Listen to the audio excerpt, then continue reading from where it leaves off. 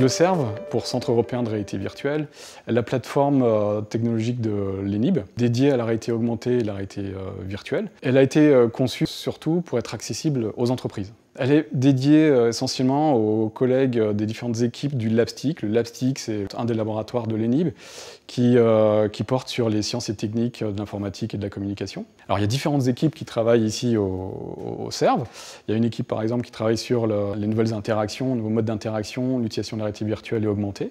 Nous travaillons actuellement avec Thales par exemple dans le cadre de la formation sur des systèmes techniques, réparation d'un radar par exemple. Nous avons travaillé sur la formation d'élèves en primaire, sur l'utilisation d'étapes tangibles qui rendent plus concret un certain nombre de concepts, ou l'assistance.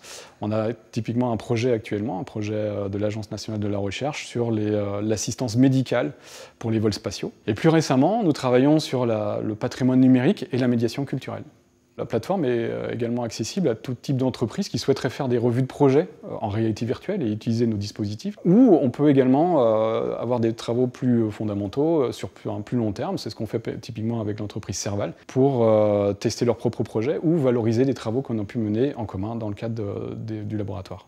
Pour une entreprise, il est intéressant de travailler avec nous pour deux raisons principales. La première, c'est en effet pour avoir accès à des dispositifs que l'entreprise ne peut pas avoir accès. Le plus gros dispositif, c'est le Cave, qui est un dispositif à base de 4 grands écrans avec des vidéoprojecteurs 3D, mais également tout type de casque de réalité virtuelle, portable ou un peu plus lourd, destiné aux entreprises. La deuxième raison, c'est que on va pouvoir faire des études pour vérifier que l'apprentissage, par exemple par la réalité virtuelle, a un réel impact sur leur métier, et surtout imaginer de nouvelles méthodes liées à la formation ou à l'assistance pour ces entreprises.